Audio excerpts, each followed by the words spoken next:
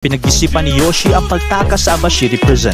Naghanap ito ng mga pwede magamit sa loob ng selda pero wala siyang nahanap. Hanggang sa isang gabi, habang kinakain ang gabi-gabing miso soup na hapunan, may naisip ang preso. Ang miso soup ay isang maalat na sabaw na kinakain pang hapunan. Ito ang ginamit niya para makatakas.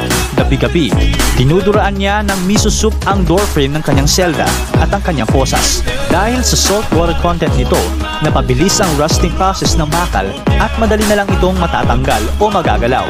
Nang nangalawang na ang posas sa doorframe, nag-antay na lang ng tamang tiyempo si Yoshi. Dumating ito nang mag-blackout sa kulungan isang gabi. Agad na umaksyon ang preso at tinanggal ang posas at gumawa ng butas mula sa kinakalawang na doorframe. Ngunit may kaliitan na butas ang kanyang nagawa. Pinilit pa rin ng preso na lumabas mula sa butas at na-dislocate ang kanyang balikat dahil dito. Pero hindi na yon importante para kay Yoshi.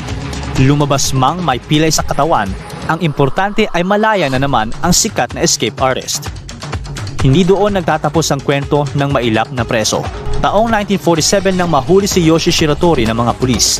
Dahil sa kanyang 3 beses na pagtakas sa kulungan, pinatawan siya ng death penalty at ikinulong sa Sapporo Prison.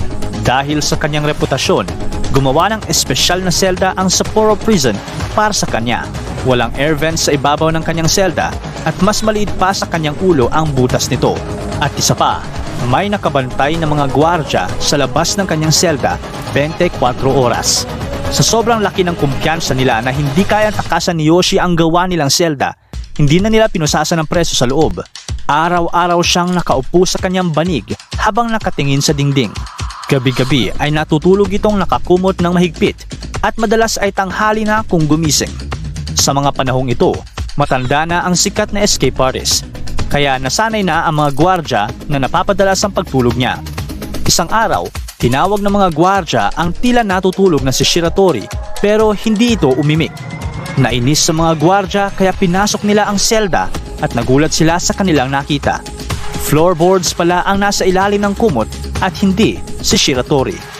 Sa pang-4 at huling pagkakataon, nakatakas na naman sa kulungan si Yoshi Shiratori. Pero paano? Kung iisipin, ang selda at ang gwardyang 24 oras na nakabantay dito, tila imposible ang ginawang pagtakas ng preso. Ngunit sa totoo ay naging madali lang ito para kay Yoshi. Bakal man ang selda, walang labasan na pwede niyang magamit, hindi masyadong binigyan ng pansin ng kulungan ang sahig nito. Kahoy lang ito at madaling tanggalin ng isang sanay na escape artist.